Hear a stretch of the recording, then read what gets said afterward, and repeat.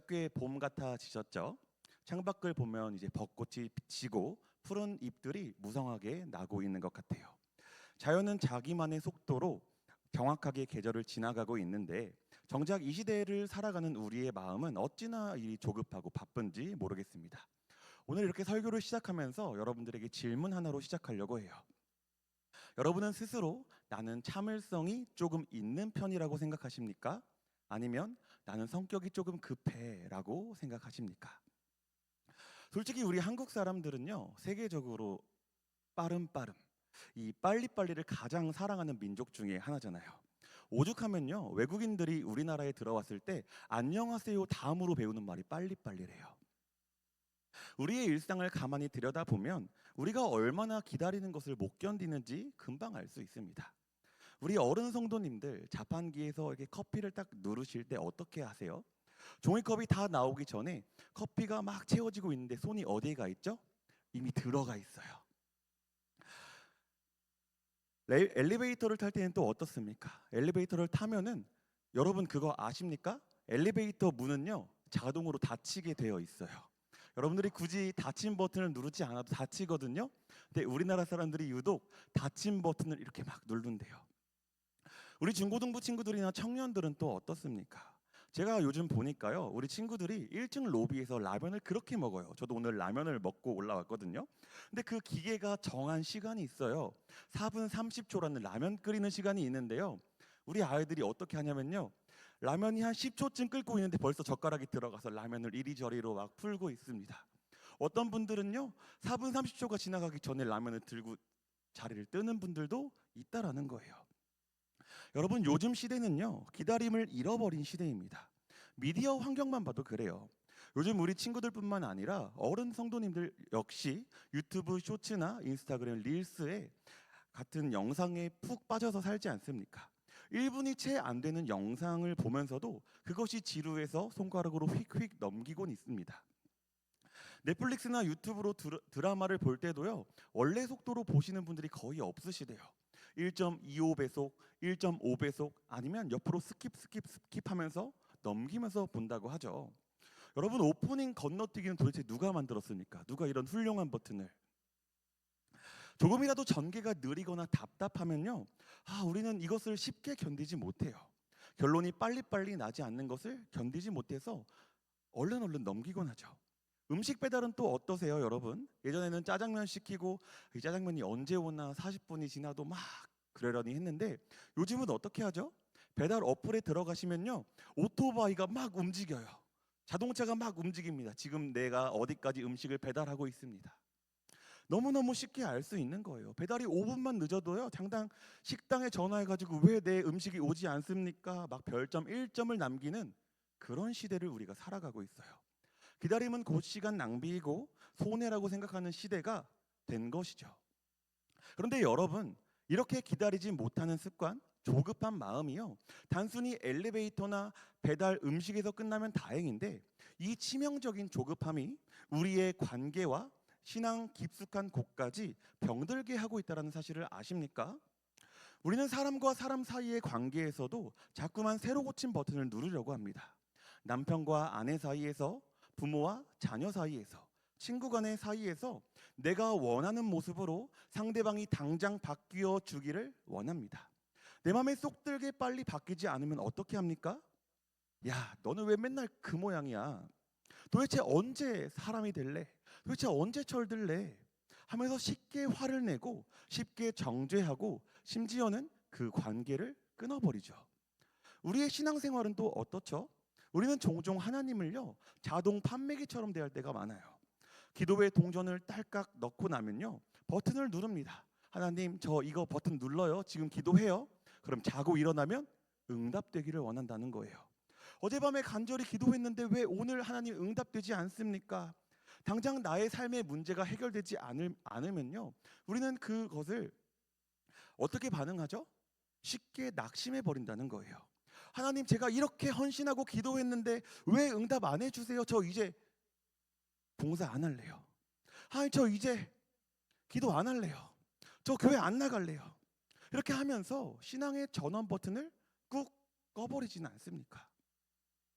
사랑하는 성도 여러분, 성경은요, 우리 기독교인들이 영원히 붙잡아야 할 가장 위대하고 본질적인 세 가지 덕목을 우리에게 분명하게 말씀하고 있습니다. 바로 믿음, 소망, 사랑입니다. 이 세 가지는 항상 있을 것이라고 말씀하셨죠. 그런데 우리가 이 위대한 믿음, 소망, 사랑을 지키기 위해서, 우리의 삶에서 진짜 살아내기 위해서 반드시 밑바탕에 깔려 있어야 하는 것이 있어요. 그게 무엇일까요? 바로 인내라는 거예요.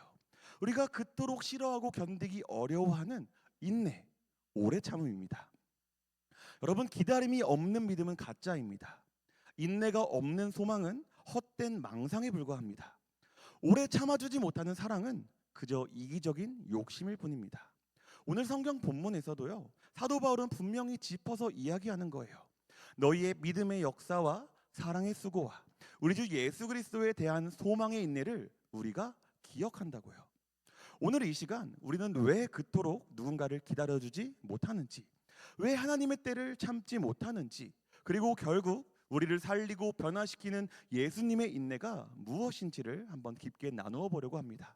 오늘 이 말씀이 조급함에 지쳐있는 우리 성도님들의 삶에, 그리고 늘 결과만 쫓으려고 불안한 우리 젊은 청년들, 중고등부 학생들, 어린 아이들의 마음 가운데에 하나님의 평안을 주시는 귀한 시간이 되기를 간절히 소망합니다. 자, 첫 번째로 우리가 살펴볼 것은 바로 믿음의 인내입니다. 여러분, 혹시 집에서 화분에 식물을 키워 보시거나 혹시 주말 농장 같은 곳에 가셔서 상추나 방울토마토 같은 것을 심어 보신 적 있으십니까? 화분에 흙을 담고 씨앗을 심은 다음에 물을 흠뻑 줍니다. 근데 씨앗을 심고 나서요, 바로 다음날 아침에 화분으로 막 달려가서, 아니 왜 아직도 싹이 안 났어? 내가 어제 물도 주고 햇빛도 쬐게 하고 바람도 불어주는 데 있었는데 왜 열매가 안 열리는 거야? 하면서 화분을 엎어버린 사람 본 적 있습니까? 아마 아무도 없을 거예요. 다 답답하다고 흙을 막 파헤쳐가지고 지금 내 씨앗이 잘 자라고 있나 막 끄집어 보내는 사람 있을까요? 없죠. 농사라는 것은요, 씨앗을 뿌렸으면 해가 뜨고 비가 내리고 바람이 부는 그 기나긴 시간을 묵묵히 기다려 주어야 하는 것입니다. 농부에게 가장 중요한 기술은요, 거름을 주는 것도 아니고 잡초를 뽑는 일도 아닙니다. 바로 인내하며 기다리는 것입니다. 그런데 여러분, 정말 이상하지 않으세요?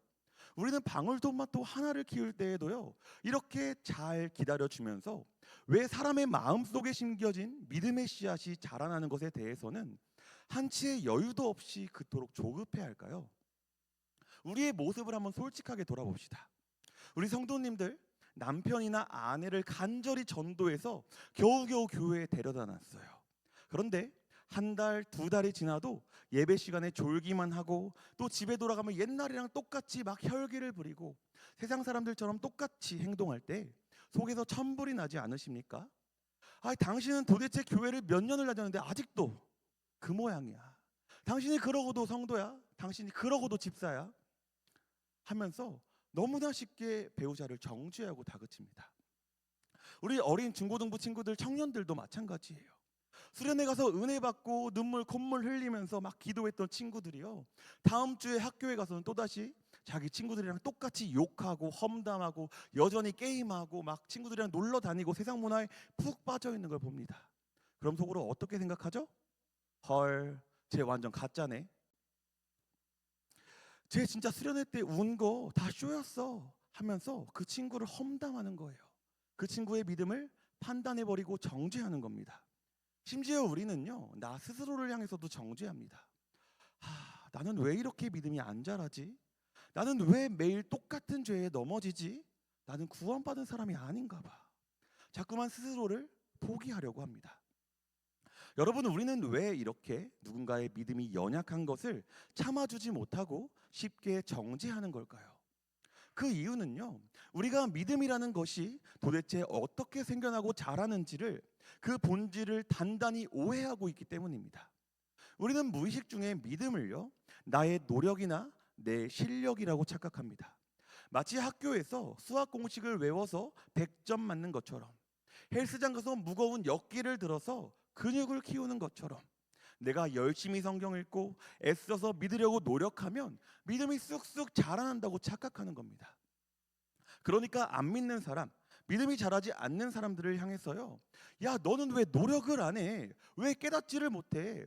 야 12 나누기 3이 4라는 게 그렇게 믿기가 어려워? 믿어야지 라고 윽박지르게 된다는 거예요. 하지만 여러분, 성경은 믿음에 대해서 단 한 번도 우리의 실력이나 노력이라고 말한 적이 없습니다. 우리 에베소서 2장 8절 말씀을 함께 보도록 하겠습니다. 함께 읽겠습니다. 시작. 너희는 그 은혜에 의하여 믿음으로 말미암아 구원을 받았으니 이것은 너희에게서 난 것이 아니요 하나님의 선물이라. 아멘. 여러분, 믿음이 무엇이라고요? 여러분에게서 난 것이 아닙니다. 하나님께서부터 위로부터 값없이 부어주시는 선물입니다. 여러분 생일날요, 친구한테 아직 선물을 못 받았다고 화내는 사람 보셨습니까? 야, 너 왜 나한테 선물을 안 주냐? 당장 선물 내놔. 이거는 억지죠. 선물은요, 전적으로 주는 사람의 마음에 달린 겁니다. 마찬가지예요. 내 남편의 믿음, 내 자녀의 믿음, 내 옆에 있는 우리 구역 식구의 믿음, 우리 교회 친구들의 믿음이 아직 자라가지 않은 것은 그 사람이 약해서가 아닙니다. 그 사람이 멍청해서도 아니에요. 로마서 12장 3절의 말씀처럼요, 오직 하나님께서 각 사람에게 나누어 주시는 믿음의 분량과 하나님의 시간표가 아직 안 되었기 때문이죠. 농부가 씨앗을 자라게 할 수 있습니까? 없습니다. 자라게 하시는 분은요, 오직 하나님 한 분뿐이십니다. 그러므로 여러분, 믿음 안에서 인내한다라는 것은 상대방의 연약함을 내 잣대로 판단하고 정죄하던 영적인 교만과 재판관의 자리에서 내려오는 것입니다. 내가 저 사람보다 믿음이 더 좋지라는 알량한 착각을 버리는 거예요. 로마서 15장에서 사도 바울은 믿음이 강한 우리는 마땅히 믿음이 약한 자의 약점을 담당하라라고 했습니다. 내 남편이, 내 자녀가, 우리 교회 친구가, 나의 구역 식구가 아직 내 믿음만큼, 내 기대만큼 믿음이 자라지 않았습니까? 답답해서 소리치고 싶고 정죄하는 말들이 우리의 목구멍까지 차오르십니까? 그때 여러분의 입술을 닫으십시오. 그리고 믿음을 선물로 주시는 하나님을 신뢰하며 그 영혼을 위해 묵묵히 눈물로 기도하며 기다려 주십시오. 하나님, 저 영혼의 밭에 뿌려진 복음의 씨앗이 하나님의 때가 되면 반드시 자라날 줄을 믿습니다. 하나님이 선물로 허락하실 그날까지 제가 이 연약한 영혼을 곁에서 품어주며 기다리겠습니다. 여러분, 이것이 바로 진짜 믿음을 가진 자의 삶입니다. 나에게 믿음을 선물로 주신 하나님의 은혜를 기억한다면 우리는 결코 다른 사람을 쉽게 판단할 수 없습니다. 오직 기다려줄 뿐입니다. 이번 한 주 쉽게 정죄하던 우리의 조급함을 내려놓고 하나님의 일하심을 신뢰하며 넉넉하게 기다려주는 이 믿음의 인내가 우리 모든 성도님들에게 회복되시기를 주님의 이름으로 축복합니다. 두 번째로 우리가 마음에 새겨야 할 것은 바로 소망의 인내입니다. 여러분, 우리가 이 세상을 살아가면서 믿음을 지키는 것만큼이나 힘든 것이 하나 있어요. 바로 세상 속에서 선을 행하며 사는 것입니다. 솔직히 한번 이야기를 해볼까요? 여러분, 요즘 세상에서 정직하게 양보하고 착하게 살면 어떻게 되죠? 존경을 받습니까? 천만의 말씀입니다.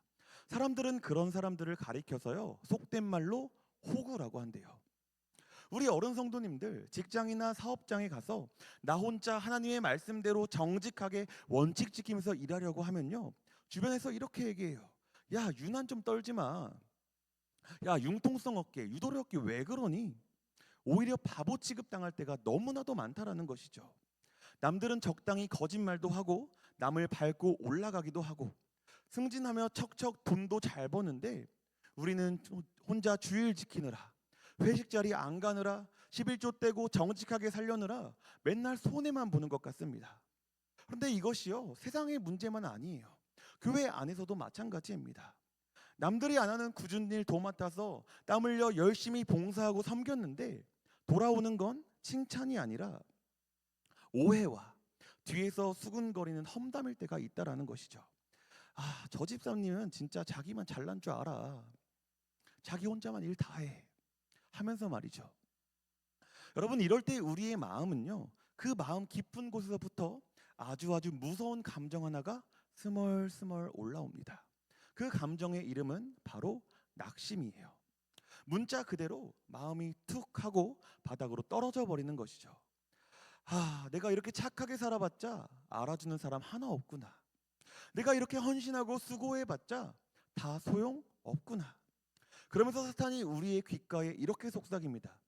야, 너도 이제 그만해. 뭐하러 혼자 피곤하게 선을 행하면서 십자가를 지냐? 그냥 남들처럼 적당히 이기적으로 살아. 그냥 네 이익 좀 챙기면서 살아도 돼.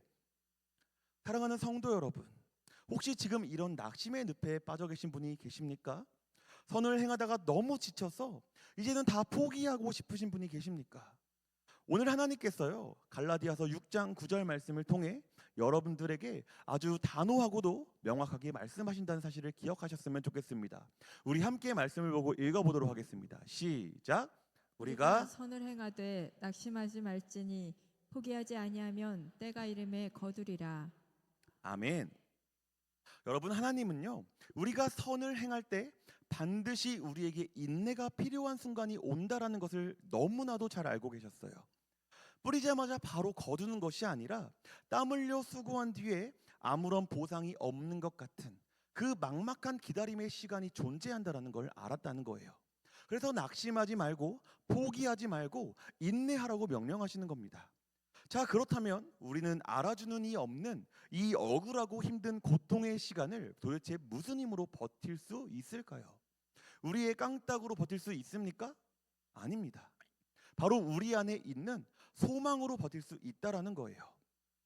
사랑하는 성도 여러분, 조금 있으면 다가올 여름 휴가예요. 가족들이랑 차를 타고 아주 멋진 휴양지나 놀이공원으로 여행을 떠난다고 한번 상상을 해보십시오. 차 안에서 우리 아이들은 신이 나서 막 노래를 부르고 있어요. 한참을 막 달려가고 있는데 내비게이션이 갑자기 고속도로에서 빠져나가라고 안내를 하는 겁니다. 그래서 톨게이트를 빠져나왔더니 길이 너무나도 험한 거 있죠. 구불구불한 산길에 포장도 안 된 덜컹거리는 흙길에 사방은 캄캄해서 가로등 하나도 없습니다. 심지어는 덜컹거림 때문에 멀미도 나는 거예요. 그때 차에 타고 있던 우리 아이들이 불평을 시작합니다. 아빠, 길 잘못 든 거 아니야? 내비게이션 고장 난 거 아니야? 나 멀미나고 힘들어. 우리 그냥 집에 가자. 하지만 운전대를 잡고 있는 아버지는요, 결코 차를 돌리지 않습니다. 묵묵히 핸들을 꽉 쥐고 그 험한 길을 계속 운전해 가는 거예요. 운전하는 아버지가 사실 가장 힘들겠죠. 그런데 왜 포기하지 않고 여전히 엑셀을 밟고 운전합니까? 아버지는 그 내비게이션이 안내하는 최종 목적지를 확신하고 있기 때문입니다. 지금 당장은 길이 좁고 험하고 어두워도 이 굽이굽이 산길을 참고 넘어가기만 하면 마침내 눈앞에 푸른 바다가 펼쳐지고 우리 가족이 행복하게 뛰어놀 수 있는 그 완벽한 휴양지에 도착할 것을 100% 믿고 있기 때문이죠. 이것이 바로 여러분 소망입니다. 목적지에 도착할 것을 확실하게 기대하기 때문에 지금 당장의 멀미와 불편함을 참아내는 것, 바로 이것이 소망의 인내인 줄 믿습니다. 여러분, 성경이 말하고 있는 소망은요, 세상 사람들이 말하는 막연한 낙관주의가 아닙니다. 야, 뭐 언젠간 잘 되겠지? 긍정적으로 생각하자. 이런 뜬구름 잡는 자기 체면이 아니라는 거예요. 우리의 소망은 무엇입니까? 온 우주를 다스리시는 하나님께서 지금 내 인생의 운전대를 잡고 계신다는 굳건한 확신입니다. 비록 지금 내 눈앞에 펼쳐진 현실은 캄캄한 산 같고 억울하고 남들에게 뒤처지는 것 같아도 우리 주님께서 나를 가장 선한 길로 인도하시며 마침내 나를 영원한 눈물도 고통도 없는 영광스러운 천국이라는 대장정의 목적지에 완벽하게 안전하게 도착하게 하실 것이라는 그 부인할 수 없는 절대적인 기대, 그것이 바로 우리의 소망인 줄 믿습니다. 초대교회 성도들을 한번 생각해 보십시오. 그들은 예수님을 믿는다는 이유 하나만으로 직장에서 쫓겨났습니다. 전 재산을 몰수당했어요. 심지어 콜로세움 원형 경기장에 끌려가서 사자들의 밥이 되고 십자가에 매달려 불태워졌습니다. 그 끔찍한 고통과 억울함 속에서도 그들이 배교하지 않고 끝까지 믿음을 지키며 선을 행할 수 있었던 이유가 무엇입니까? 그들의 눈에는 세상 사람들이 보지 못하는 천국이 선명하게 보였기 때문입니다. 그 영광스러운 소망이 너무나 확실하기 때문에 지금 당장 사자에게 물어 뜯기는 고통조차도 인내하며 찬양할 수 있었다는 것입니다. 사랑하는 건능교회 성도 여러분, 지금 선을 행하다가 믿음대로 살려고 발버둥 치다가 억울하고 지치셨습니까? 알아주는 사람이 없어서 남몰래 눈물 흘리고 계십니까? 여러분의 수고는 결코 땅에 떨어지지 않는 줄 믿습니다. 온 우주의 통치자이신 우리 하나님께서 여러분의 그 눈물과 땀과 헌신을 단 하나도 빠짐없이 전부 기억하고 계시는 줄 믿습니다. 내비게이션이 이끄는 그 좁은 길이 끝나는 날, 주님 앞에 서는 그 영광스러운 날에 주님께서 여러분의 어깨를 꼭 안아주시며 이렇게 말씀하실 거예요. 착하고 충성된 종아, 내가 그 어둡고 억울한 세상 가운데에서 끝까지 포기하지 않고 선을 행하며 견뎌준 것 내가 너무나도 잘 안다. 참으로 수고가 많았다. 이 주님의 위로가 우리에게 주어질 것입니다. 그러니 여러분, 낙심하지 마십시오. 내 삶의 내비게이션인 주님의 인도하심을 끝까지 신뢰하십시오. 저 영광스러운 천국을 향한 벅찬 소망을 가슴에 품고 오늘 우리에게 주어진 그 십자가의 좁은 길을 묵묵히 걸어가며 끝까지 선을 행하는 그 소망의 인내를 살아내는 우리 사랑하는 모든 성도님들이 다 되시기를 주님의 이름으로 축복합니다. 자, 이제 마지막 세 번째, 우리의 삶을 변화시키는 가장 위대한 힘, 바로 사랑의 인내입니다. 여러분, 오늘날 우리가 사는 이 시대를 가리켜 학자들은 극단적 개인주의 시대라고 부른대요. 이 말이 무슨 뜻일까요? 세상의 중심이 완벽하게 나 자신이 되어버렸다는 거예요. 모든 인간관계의 목적이요, 내가 얼마나 편안한가, 내가 얼마나 이익을 얻는가에 맞춰져 있습니다. 그래서 요즘 사람들의 사랑을 가만히 들여다보면요, 참 이기적이에요. 남에게 관심은 없습니다. 내가 먼저 무언가를 희생해주고 싶지는 않은데 반대로 상대편으로부터 끊임없이 관심과 사랑을 받고 싶어만 해요. 철저한 기브앤테이크입니다. 내가 이만큼 해주면 너도 이만큼 해줘야 돼. 이런 계산서가 항상 마음속에 깔려 있다는 거예요. 요즘 어린 친구들 사이에서 제일 유행하는 무서운 단어가 하나 있습니다. 바로 손절이에요. 손절. 내 마음에 100가지가 마음에 들어도 어느 날 단 한 가지가 나에게 섭섭한 말 한마디나 또 내 기분을 거슬리게 하는 한 가지 행동을 하면 어떻게 하죠? 그 자리에서 카톡을 차단하고 SNS를 언팔로우 해버리고 미련 없이 손절한다는 거예요. 아, 쟤는 나랑 안 맞아. 감정 소모하기 싫어. 이렇게 하면서 관계를 회복하려고도 하지 않고 조금도 참아주거나 노력하지 않는다는 거예요. 내 마음에 쏙 드는 나를 즐겁게 해줄 사람만 내 주변에 남겨두려고 한다는 것이죠. 여러분, 어른들의 세계는 다를까요? 오늘날 우리 사회에 얼마나 많은 부부들이 너무나 쉽게 이혼 도장을 찍고 갈라서고 있습니까? 통계를 보면 아주 깜짝 놀랄 정도예요. 한때는 정말 죽고 못 살겠다고, 이 사람 없으면 안 된다고 막 눈물 흘리면서 결혼했던 사람들이 왜 그렇게 쉽게 남남이 되어버렸을까요? 그 이혼 사유의 밑바닥을 가만히 들여다보면요, 결국 본질은 하나입니다. 너가 내가 원하는 모습이 되어주지 않기 때문이야, 이거예요. 내가 결혼할 때 기대했던 당신의 모습은 이게 아닌데 왜 당신은 내 입맛에 맞게, 내 기대치에 맞게 변해주질 않는 거야? 당신이랑 사는 게 너무 피곤하고 내 인생이 손해보는 것 같아. 결국 내 뜻대로 변하지 않는 상대방을 1분 1초도 견디지 못하고 참아두지 못해서 관계의 끈을 가위로 싹둑 잘라버리는 것입니다. 여러분, 오늘날 이 시대의 사랑에는요, 치명적인 결함이 하나 있어요. 바로 인내가 빠져 있다는 것입니다. 사랑하는 성도 여러분, 그렇다면 성경이 말씀하는 진짜 사랑, 하나님께서 우리에게 보여주신 십자가의 사랑은 어떤 것입니까? 고린도전서 13장, 그 유명한 사랑장을 펼쳐보면 하나님이 정의하시는 사랑의 특징이 몇 가지 나옵니다. 그 중에 첫 번째가 어떻게 시작하죠? 사랑은 짜릿한 감정이고, 사랑은 심장이 두근두근 거리는 것이고, 아니죠. 고린도전서 13장 4절은 이렇게 선포하고 있어요. 사랑은 오래 참고, 사랑은 오래 참고. 사랑하는 성도 여러분, 사랑의 맨 첫 단추가 무엇입니까? 내 마음에 들지 않는 상대방의 그 뾰족한 모서리를, 그 연약한 단점을 묵묵히 오래 참음에서부터 진짜 사랑이 시작된다라는 거예요. 내가 원하는 모습으로 그 사람이 변할 때까지 포기하지 아니하고 끝까지 품고 기다려주는 것. 그것이 성경에서 말하는 사랑입니다. 그리고 이 위대한 사랑의 인내를 가장 완벽하게 보여주신 분이 바로 우리 예수님입니다. 여러분, 예수님이 3년 동안 밤낮으로 먹여주고 재워주고 가르쳤던 12제자들을 한번 생각해 보십시오.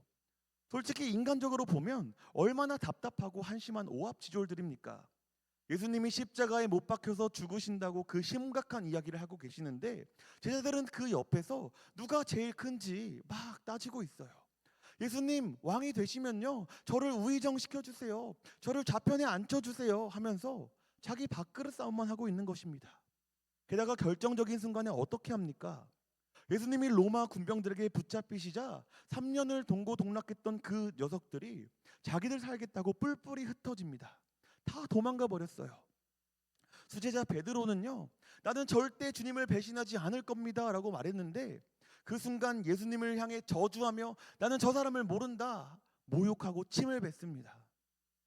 여러분이 만약 예수님이셨다면 여러분 마음이 어땠을까요?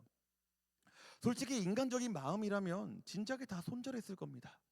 아이고, 내 팔자야, 내가 저런 놈들을 제자라고 3년이나 데리고 다녔다니 다 필요 없다, 이렇게 말씀하시지 않으셨을까요? 예수님 눈에 제자들의 그 찌질하고 이기적인 모습들이 얼마나 마음에 안 드셨겠습니까? 그런데 예수님은요, 그 마음에 안 드는 투성이인 제자들을 향해 이렇게 말씀하십니다. 요한복음 13장 1절을 함께 읽어보도록 하겠습니다. 함께 읽겠습니다. 시작. 세상에 있는 자기 사람들을 사랑하시되 끝까지 사랑하시니라. 아멘. 여러분, 예수님은요, 끝까지 사랑하셨습니다. 조건이 맞아서 사랑하신 것이 아닙니다. 내 마음에 들어서 사랑하신 것이 아닙니다. 그 냄새나는 발을 직접 닦아주시며 배신하고 도망칠 것을 다 아시면서도 십자가 위에서 물과 피를 다 쏟으시기까지 그들의 모나고 부족한 모든 것들을 가슴에 콱 끌어안고 참아주신 것입니다. 여러분, 이 예수님의 지독한 사랑의 인내가 결국 어떤 기적을 만들었습니까?